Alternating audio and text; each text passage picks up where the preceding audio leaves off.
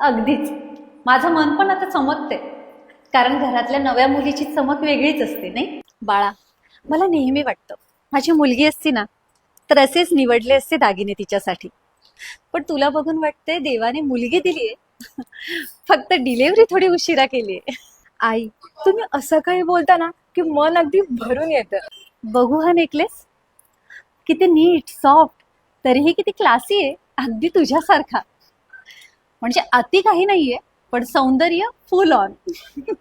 हो ना आई, इतका हलका आणि सुंदर आहे ना, अगदी रोज वापरू शकतो आपण.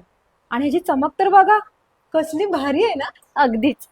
माझं मन पण आता चमकते, कारण घरातल्या नव्या मुलीची चमक वेगळीच असते नाही.